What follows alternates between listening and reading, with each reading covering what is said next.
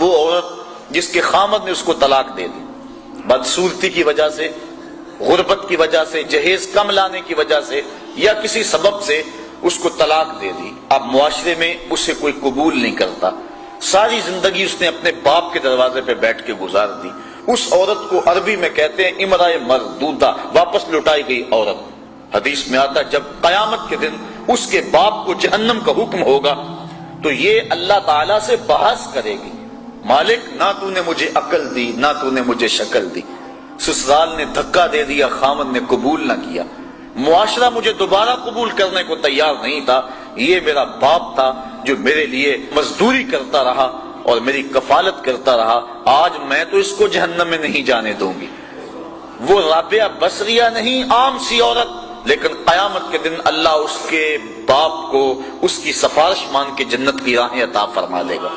تو وہ بیٹی جو ماں باپ کے لیے باعث ننگوار تھی، اللہ کے محبوب صلی اللہ علیہ وآلہ وسلم نے اس مرتبے پہ بیٹی کو بٹھایا کہ ماں باپ کے لیے جنت کے دخول کی بشارت بن گئی اور جنت میں داخل ہونے کا ذریعہ بن گئی۔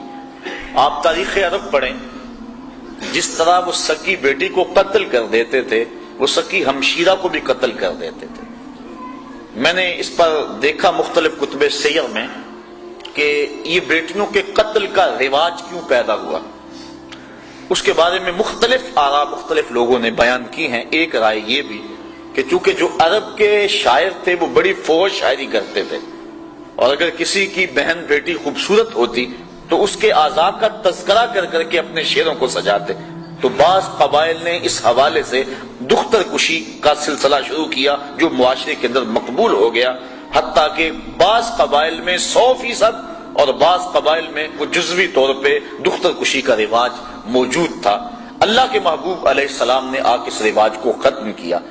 تو جس طرح وہ بیٹی کو قتل کرتے تھے، وہی سبب بہن کے قتل کا تھا کہ کل اس کی شادی ہو اور کوئی ہمارا بہنوئی کہلائے تو وہ بہن کو بھی قتل کر دیتے تھے۔ سگا بھائی اپنی بہن کو اپنے ہاتھوں سے ذبح کر دیتا،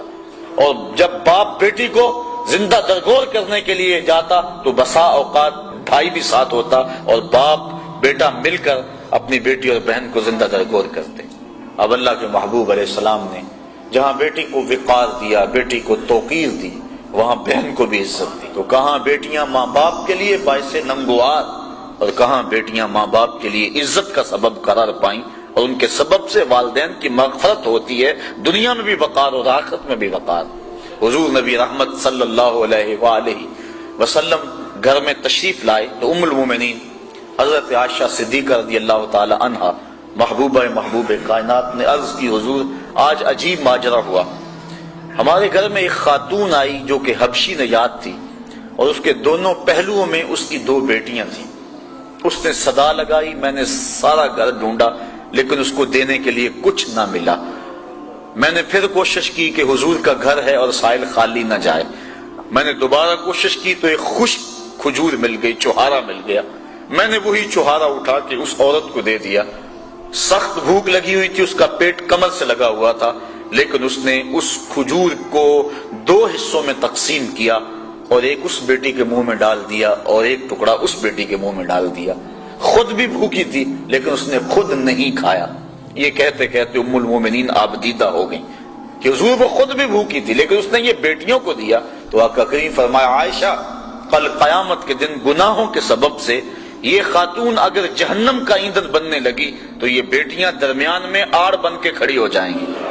اے اللہ، ہم اپنی ماں کو جہنم میں نہیں جانے دیں گی، اور اللہ ان کی سفارش مان کے ان کی ماں کو جنت عطا فرما دے گا۔